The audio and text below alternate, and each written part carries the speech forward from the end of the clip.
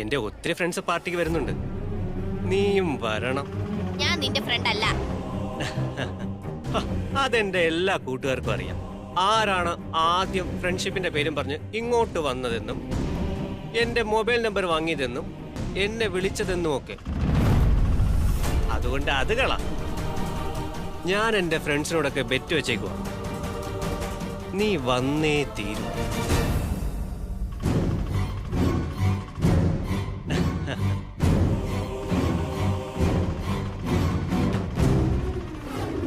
ഒരാൾ നമ്മളെ ശല്യം ചെയ്യാനായിട്ട് വരുന്നുണ്ടെങ്കിൽ അതിന്റെ പാതി ഉത്തരവാദി നമ്മൾ കൂടിയാണ്.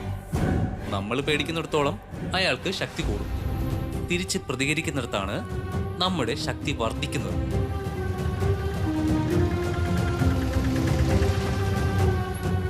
കൊച്ച സ്ഥലമെത്തി.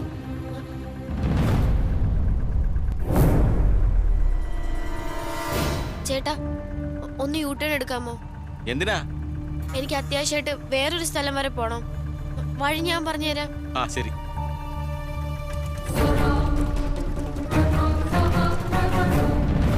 മീനു ഒരു വാക്ക് പറയാണ്ട് സ്കൂളിൽ നിന്ന് ഇറങ്ങിയിട്ട് ഇത് എങ്ങോട്ടാ പോയേ?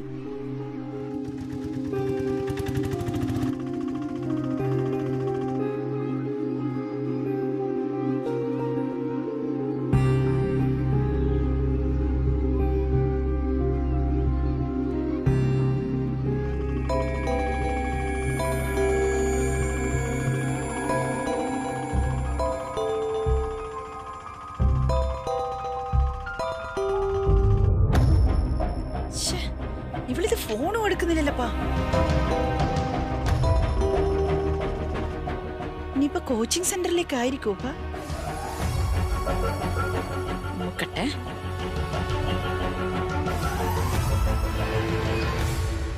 വിക്ടറി കോച്ചിങ് സെന്റർ അല്ലേ? അതെ madam. How may I help you? എന്താന്നാ മാഡത്തിന് എന്താണ് വേണ്ടതെന്ന് പറയൂ. മോളെ, 10ലെ മീനാക്ഷി കൃഷ്ണമൂർത്തിനെ വിളിക്കുവാ. ഓളെ അമ്മയാ. മാഡം, മീനാക്ഷി ഇന്ന് ക്ലാസ്സിൽ വന്നിട്ടില്ലല്ലോ. വന്നിട്ടില്ലെന്നാ? പക്ഷെ ഓള് ശരി എന്നാ. ഓക്കെ.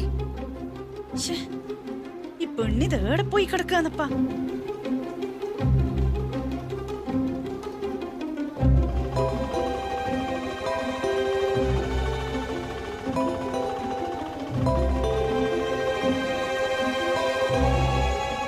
ഫോണ് റിങ് ചെയ്യുന്നുണ്ടല്ലോ. ഇവളിതെന്താ ഫോൺ എടുക്കാത്തെ? ഈ പെണ്ണിതെന്താ കാണിക്കുന്നു മനുഷ്യനെ തീ തീറ്റിക്കാനായിട്ട്?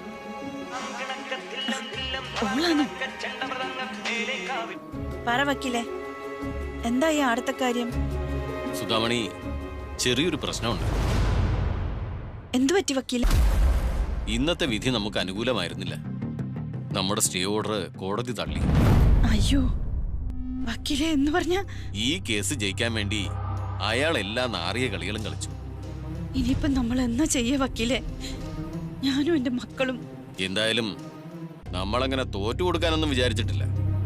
നമ്മള് കേസ് തോറ്റ അത് വെറും ഒരു തോൽവി മാത്രമായിരിക്കില്ല വക്കീലെ, എനിക്കും കുടുംബത്തിനും. ഒരു വഴിയുണ്ട്. വീടിന്റെ റെന്റൽ അഗ്രിമെന്റിന്റെ ഒരു കോപ്പി കിട്ടിയാൽ നമുക്ക് അത് വെച്ചൊരു കളി കളിക്കാം. എന്തായാലും അതിനപ്പുറത്തേക്ക് പിള്ളേക്കൊന്നും ചെയ്യാനുണ്ടാവില്ല. പക്ഷേ നമ്മളെ കൈമില് അങ്ങനെ അഗ്രിമെന്റ് ഒന്നും ഇല്ലല്ലോ. അത് ഏത് വിധേനയും ഒപ്പിക്കണം. അല്ലെങ്കിൽ കോടതി പറയുന്നത് നമുക്ക് അനുസരിക്കേണ്ടി വരും. ശരി വക്കീലെ. ശരി.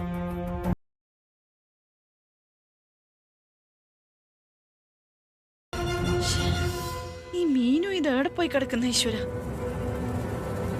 എന്റെ മുത്തപ്പ, എന്റെ കുട്ടിക്കൊന്നും വരുത്തല്ലേ. ഇവക്ക് കാര്യം പറഞ്ഞാൽ എന്താ?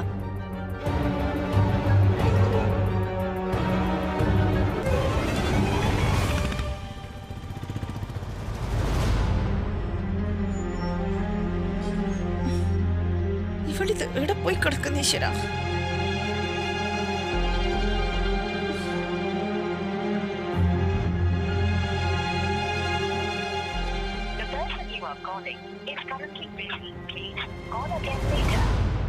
ഒരു 90% കോഡിംഗ് പൂർത്തിയായി സർ. അതെ അതെ, ഷെയർ പുറത്ത് കൊടുക്കുന്നില്ലെന്നാ കമ്പനി ഡിസിഷൻ. അതോ, ജസ്റ്റ് മിനിറ്റ് സർ.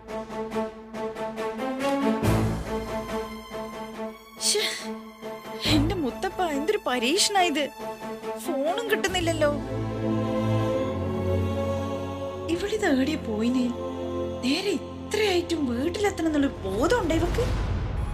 ഇനി ഞാൻ പഠിക്കാൻ പോന്നോണ്ട് വല്ല ബുദ്ധിമോശം ചെയ്തുവാ. Total 4 crores 24 sir.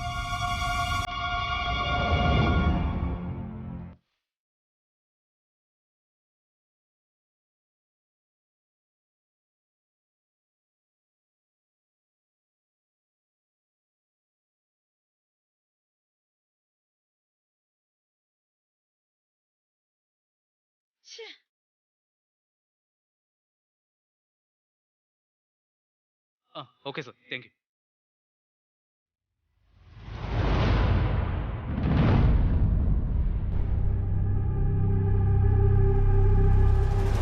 നമ്മൾ കല്യാണം കഴിക്കാൻ പോകുന്ന കാര്യം നീ മറന്നോ? അതിന് കല്യാണം കഴിഞ്ഞില്ലല്ലോ. നീ നേരത്തെ പറഞ്ഞില്ലേ ഈഗോ എന്ന്. ഈഗോ ഉണ്ട് എനിക്ക്. എന്റെ ഉത്തരവാദിത്തങ്ങളും ഞാൻ അനുഭവിക്കുന്ന കഷ്ടപ്പാടുകളും മറ്റൊരാളിലേക്ക് ഇറക്കി വെക്കാൻ ഇഷ്ടപ്പെടാത്ത ഒരു തരം ഈഗോ. അത് സ്വന്തമായി വീടില്ലാത്ത അന്തസ്സുള്ള ഏതൊരാണിനും കാണും. അതൊക്കെ സഹിക്കാമെങ്കിൽ മാത്രം മതി മുന്നോട്ട്.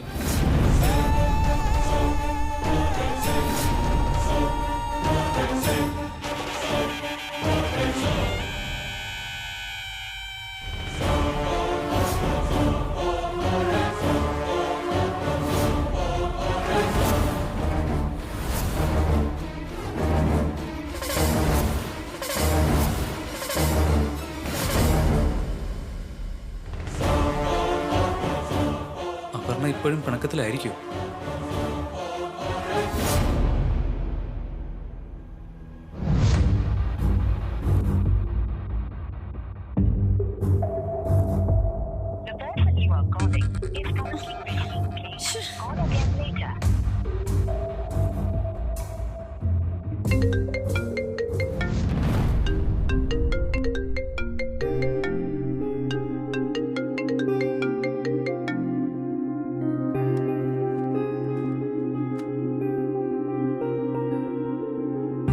വിളിക്കുന്നത് ബാലഗോപാലാണെന്ന് തോന്നുന്നു.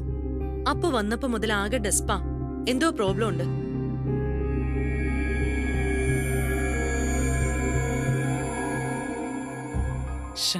ഇവളെന്താ ഫോൺ അറ്റൻഡ് ചെയ്യാത്തെ? ചിലപ്പോ പിണക്കം മാറി കാണത്തില്ല. എങ്ങനെ മാറും? ഞാൻ എന്തൊക്കെയാ അവളോട് പറഞ്ഞത്? എന്തായാലും മോശമായി പോയി. ഞാൻ അവളോട് കാര്യം എന്താണെന്നൊന്ന് തിരക്കട്ടെ. ഏയ് വേണ്ട, നമ്മളോട് പറയേണ്ട കാര്യമാണെങ്കിൽ അവളത് നമ്മളോട് പറയും. എന്തായാലും നീ പറയുന്നത് പോലെ അവൾക്കെന്തോ ടെൻഷൻ ഉണ്ട് എന്നുള്ള കാര്യം ഉറപ്പാ.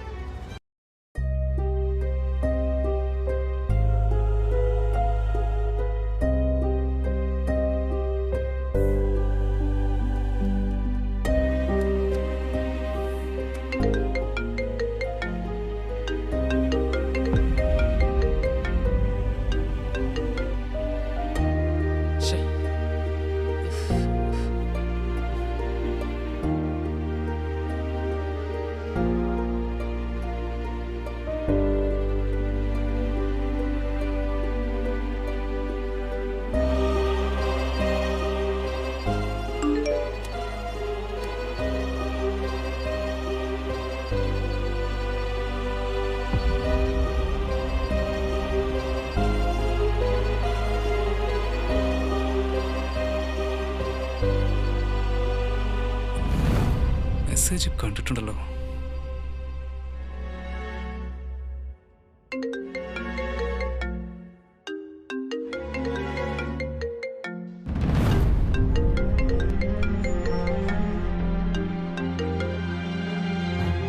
അപർണ, സോറി. നീ എന്താ ഫോൺ എടുക്കാതിരുന്നേ? ഞാൻ എത്ര നേരമായിട്ട് നിന്നെ വിളിക്കുന്നറിയോ? ബാലു, ഞാൻ നല്ല ഹേർട്ടാണ്. എനിക്ക് നിന്നോട് ദേഷ്യവും പിണക്കവും ഒക്കെ ഉണ്ട്.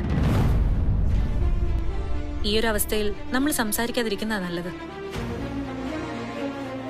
മനസ്സൊന്ന് സ്വസ്ഥമായിക്കോട്ടെ. ഞാൻ നിന്നെ അങ്ങോട്ട് വിളിക്കാം. അപ്പോ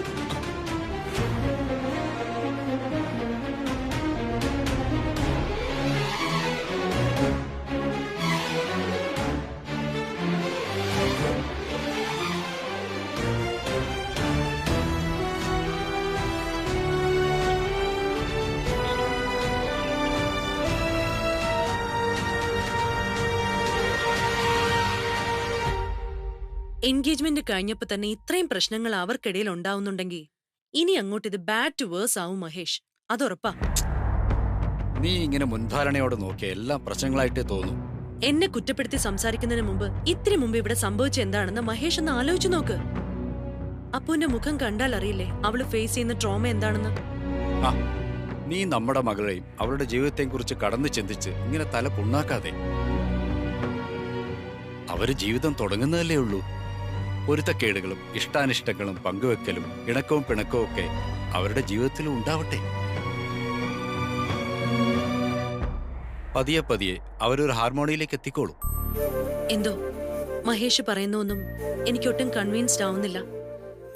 ഒരുപാട് ചേർച്ചയില്ലായ്മകളുടെ പുറത്ത് ഒരു നല്ല ജീവിതം കെട്ടിപ്പടുക്കണമെങ്കിൽ എന്റെ മോള് നന്നായി സ്ട്രഗിൾ ചെയ്യേണ്ടി വരും. അതുറപ്പാണ്. പക്ഷേ അവരുടെ ജീവിതവും അതിലെ പ്രശ്നങ്ങളും അവർക്കായി മാത്രം വിട്ടുകൊടുക്കുക. അത് അവരുടെ സ്പേസ് ആണ്. അവിടെ കയറി റെഫർ കളിക്കാൻ പോയാൽ അതൊട്ടും നന്നാവില്ല.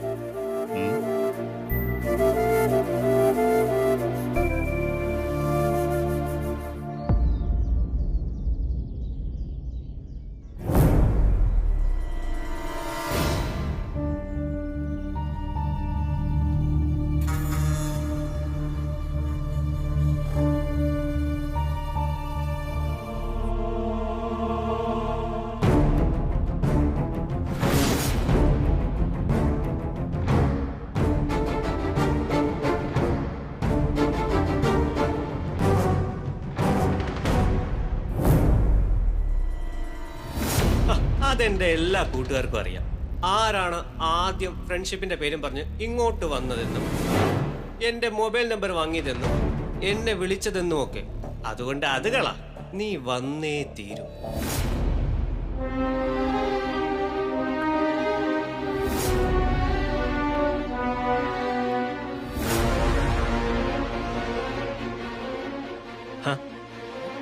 ദാ നോക്ക്, ഞാൻ ബെറ്റ് ജയിച്ചു. നീ എന്താ പറഞ്ഞത്? ഞാൻ വിളിച്ച അവള് വരില്ല എന്നല്ലേ? ഇപ്പൊ എങ്ങനെയുണ്ട് അവൾ എന്റെ ബർത്ത്ഡേ പാർട്ടിയിൽ? നീ ബെറ്റ് ജയിച്ചു, അതൊക്കെ ഓക്കെ. പക്ഷെ ഇവളെന്തിനാ യൂണിഫോം ഇട്ടോണ്ട് ഇങ്ങോട്ട് കയറി വന്നത്? ഒന്നുമില്ലെങ്കിൽ അവൾക്ക് പാർട്ടിക്കിടാൻ ഡ്രസ്സ് ഉണ്ടാവില്ല, അല്ലെങ്കിൽ പാർട്ടിക്ക് എന്ത് ഡ്രസ്സ് ഇടണമെന്ന ബോധം ഉണ്ടാവില്ല.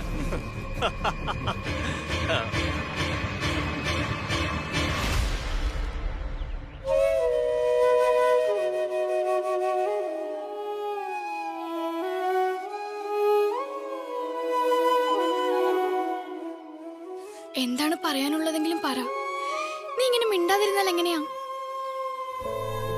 എന്തെങ്കിലും ഒന്ന് പറ സാഗർ. കേസിന്റെ കാര്യം എന്തായി? കേസിന്റെ ഹിയറിംഗ് നാളെയാ. വലിയ പ്രതീക്ഷയൊന്നും വേണ്ടെന്നാ വക്കീല് പറയുന്നത്. അതെന്താ വെച്ചി? കൃത്യമായ തെളിവോ കാര്യങ്ങളോ ഒന്നുമില്ലാതെ കേസ് നിലനിൽക്കില്ലെന്നാ വക്കീല് പറയുന്നത്. ഇനിയിപ്പോ എന്ത് ചെയ്യും? ഇതിലെന്തെങ്കിലും ചെയ്യാൻ പറ്റുമെങ്കിൽ അത് നിനക്ക് മാത്രമാണ്. എനിക്കോ? ഞാൻ എന്ത് ചെയ്യാനാ? നിന്റെ അച്ഛന്റെ കയ്യിലിരിക്കുന്ന വീടിന്റെ എഗ്രിമെന്റ് ആണ് ആകെയുള്ള തെളിവ്. അതുണ്ടെങ്കിൽ കാര്യങ്ങളെല്ലാം ഓക്കെയാ. പക്ഷേ ഞാനത് ചോദിച്ച അച്ഛനത് തരും എനിക്ക് തോന്നുന്നുണ്ടോ? ഒരിക്കലും തരില്ല. നീയല്ല, ദൈവം തമ്പുരാൻ ചോദിച്ചാൽ പോലും അങ്ങേര് തരില്ല എന്ന് എനിക്കറിയാം. പിന്നെ നിന്റെ അച്ഛൻ അറിയാതെ അതെങ്ങനെയെങ്കിലും എടുക്കുന്ന കാര്യ ഞാൻ ആലോചിക്കുന്നത്. പക്ഷേ അച്ഛൻ എപ്പോഴും അലമാര പോട്ടി താക്കോലും കൊണ്ട നടപ്പ്. ഞാൻ ഈ പറയുന്നതിനെല്ലാം നീ മുടക്ക് പറയാതെ. ഇപ്രാവശ്യം നീ എന്തായാലും സഹായിച്ചേ പറ്റൂ. വേറെ ഒരു വഴിയില്ല കീർത്തന, പ്ലീസ്. നടക്കുമോ എന്നറിയാത്ത കാര്യത്തിന് ഞാൻ നിനക്ക് വാക്ക് തന്നിട്ട് എന്താ കാര്യം? നീയും കൂടി കൈയൊഴിഞ്ഞ എനിക്ക് വേറെ വഴിയില്ല. ചിലപ്പോ ഇതെല്ലാം ഇങ്ങനെ അവസാനിക്കാനായിരിക്കും വിധി.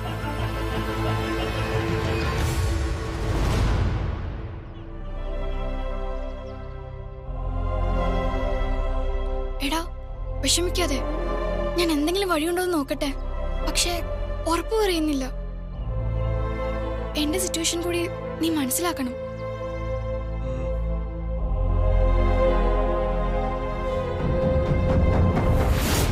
വേറെ ആരും എന്റെ ഈഗോയെ ഇത്രയ്ക്ക് ഹർട്ട് ചെയ്തിട്ടില്ല. ഇനി ഞാൻ അതിന് അവളെ അനുവദിക്കുകയില്ല. അവൾ ചെയ്തതിന്റെ ശിക്ഷ അവൾ തന്നെ അനുഭവിക്കും. അവളുടെ അഹങ്കാരം ഇന്നത്തോടെ തീരും, അത് ഉറപ്പാ. ഇതുവരെ നമ്മൾ പ്ലാൻ ചെയ്ത പോലെ തന്നെയല്ലേ നടന്നത്? ബാക്കിയുള്ളത് നടത്താൻ ഈ സൂരജിനറിയാം. ഇന്ന് ഞാൻ അവളെ പൂട്ടും, നീ നോക്കിക്കോ. നിങ്ങൾ പോയിട്ടെ അവളെ വിളിച്ചോണ്ട് വാ മീനാക്ഷി. വരാം. വാ മീനാക്ഷി, കമോൺ.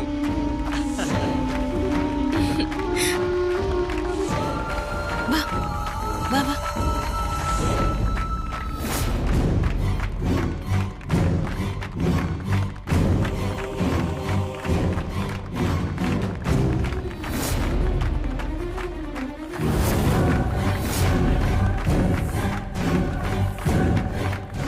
അപ്പൊ നമുക്ക് സൂരജ്, ഇത് ഞങ്ങൾ ഏറ്റു.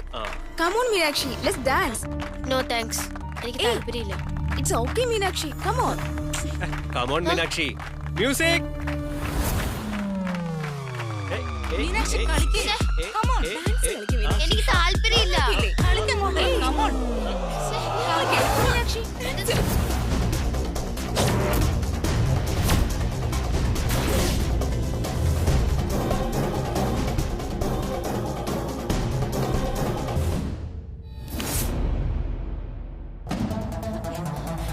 എനിക്ക് താല്പര്യമില്ലെന്നല്ലേ നിങ്ങളോട് പറഞ്ഞേ.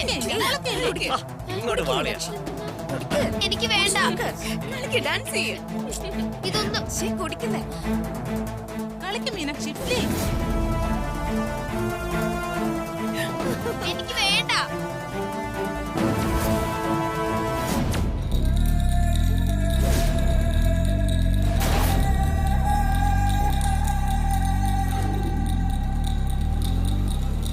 ചേച്ചി ഇതൊന്ന് പിടിക്കൂ. ഒന്ന് മ്യൂസിക് കട്ട്.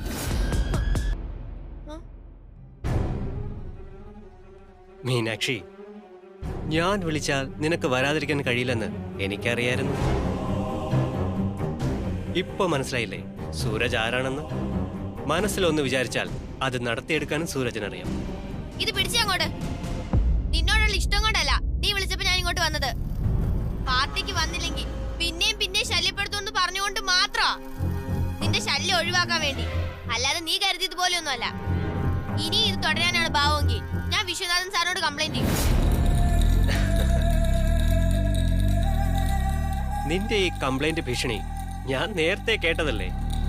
പാർട്ടിക്ക് നിന്നെ നിർബന്ധിച്ച് വരുത്തിന്ന് നീ പോയി കംപ്ലൈന്റ് കൊടുക്ക്. ബാക്കി ഞാൻ നോക്കിക്കോളാം. നമ്മൾ പേടിക്കുന്നിടത്തോളം അയാൾക്ക് ശക്തി കൂടും. തിരിച്ച് പ്രതികരിക്കുന്നിടത്താണ് നമ്മുടെ ശക്തി വർദ്ധിക്കുന്നത്. ഇത്തരം കാര്യങ്ങളിൽ നമ്മൾ മാതൃകയാക്കേണ്ടത് നമ്മുടെ അമ്മയെ തന്നെയാണ്.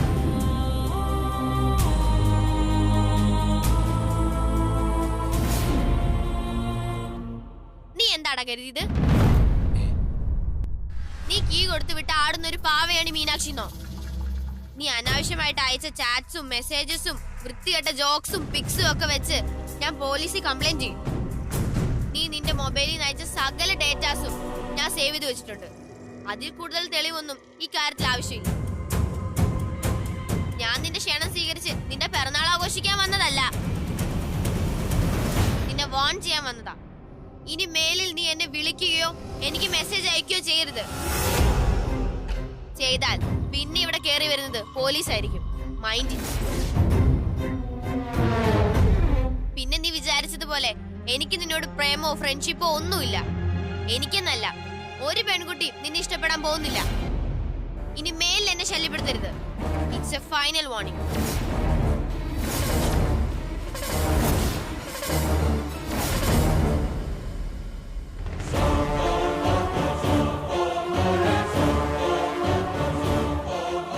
നീ ഇവള് പറയുന്നിട്ട് ടെൻഷനൊന്നും ആവണ്ട.